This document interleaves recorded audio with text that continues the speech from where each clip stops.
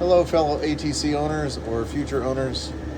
So I'm in the process of kind of like burning out, beta testing the furnace.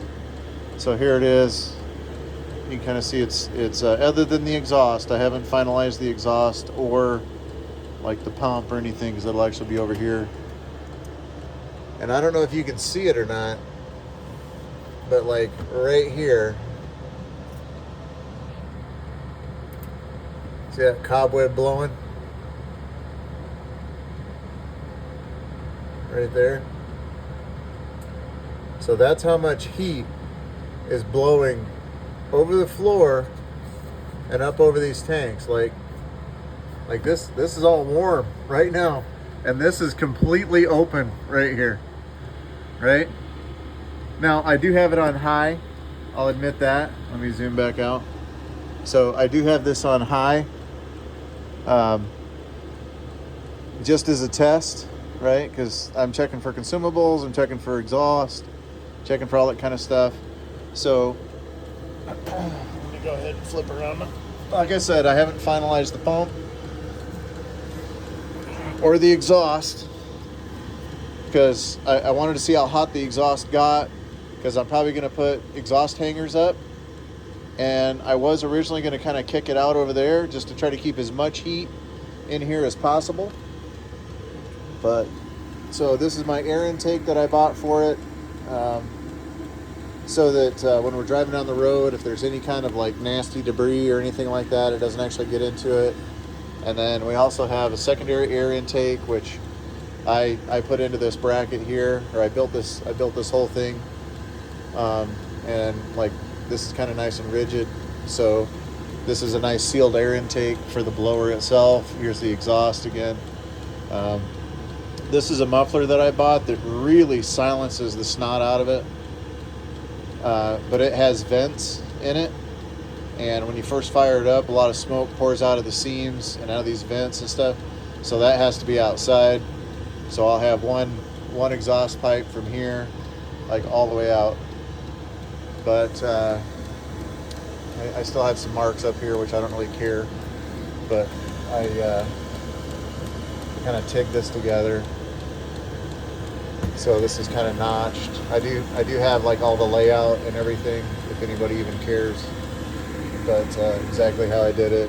And then I'll have another video of like the tank, and you know the pump is most likely the pump will be on this other side, because there's a lot more space. Most likely I'll have the fuel line and the water pump come through here. This is the black tank right here, but even right now I feel heat up here. And in order to really be able to tell the difference, I actually opened my garage door right there just a little bit. We got about 4 inches of snow today, and so I have all the cold air like rushing in from the door, and so I can actually feel where all the heat's going. And man, I'll tell you what, this thing is, once it's all got all the insulation and everything on it, man, this is ready to go. I'm excited. I'm so excited. Like, no freezing tanks, no freezing water lines. And as hot as this thing is, like, I'm probably going to put some insulation and stuff along this just to kind of quieten this down a little bit. And then maybe a piece above this just to kind of silence this a little bit. But man, it's heating this whole floor. Like, the whole floor in this camper is going to be heated, with the exception, right, just above the tank. So from the front axle forward, like all the way forward, the tanks, or like the whole floor will be heated. So that radiant heat will come up through the rig and help offset that propane, which I think is fantastic. But seeing how well this is working right now, I could only imagine buying a second one and sticking it in over there, like right over there in that little rail, because you got your fridge here, and you have like under the stove and stuff like right in here. So you imagine having another one of these mounted over there, and then it just kind of blows up into the ductwork and stuff and actually heats the whole rig, because I mean, just think, this is hot. Sorry, I bumped it. This is hot, dry heat. Like, this is like 3 times the amount of BTUs as propane. I'm so stoked. I'm so stoked. It's not even funny. I don't know. It's freaking hot, dude. I know that, so I've already had a temp gun and everything on this. The exit temperature on this is about 212 degrees. So I obviously won't have it that hot. You know, even when I'm driving down the road, it won't be that hot. But yeah, I mean, you can see all the strings blowing in the wind, right? I mean, for the first time ever, I kind of don't care about that because at least now I can see air volume. Oh, this is great, guys. Yeah. So again, 2024 4528 ATC fifth wheel, and just absolutely fantastic. I mean, all this is warm. All of it is warm. Starting to get a little cooler. Start getting back here, but like, let me try to hold the film or the camera straight. Probably can't see it a whole lot, but they have very little movement. Like that one right there. So let me see if I can try to hold like that one right there.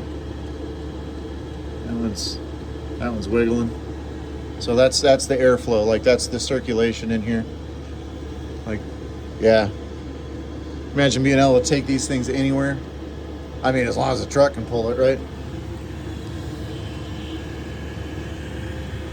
Yeah, I had some issues with my TIG welder. I haven't welded aluminum in like 20 years. But yeah, so don't judge. Okay. Got a little space at the top. So I notched these. God, I keep bumping the exhaust. So I notched these, and the reason I did that is so that if I ever need to work on this, I can actually drop the corrugated down right here, and I can pop these 2 pieces off here, pop these 2 off, pop the fuel line off, and take these four screws out, and literally lift this thing up and just set it out of here.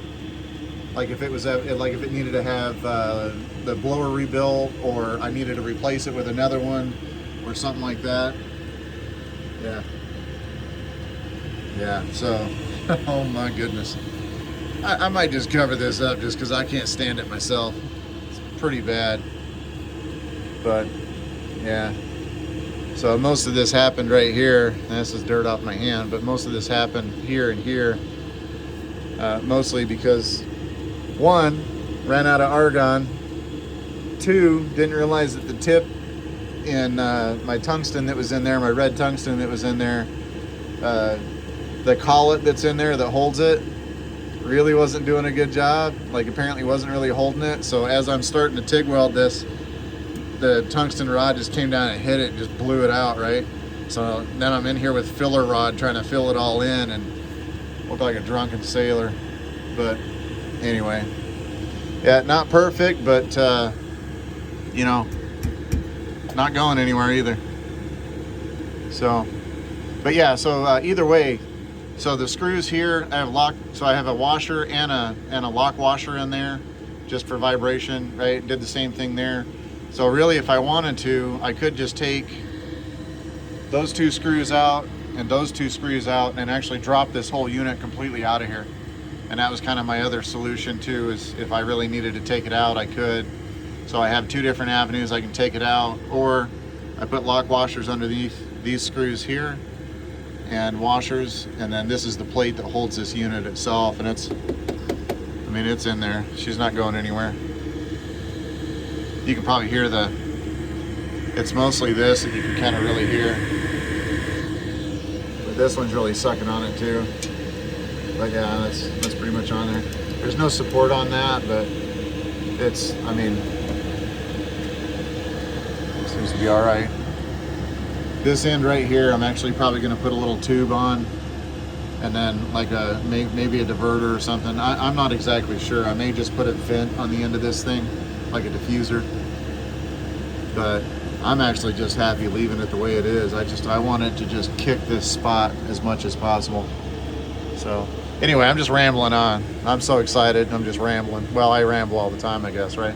Anyway, okay, so there it is. Heater.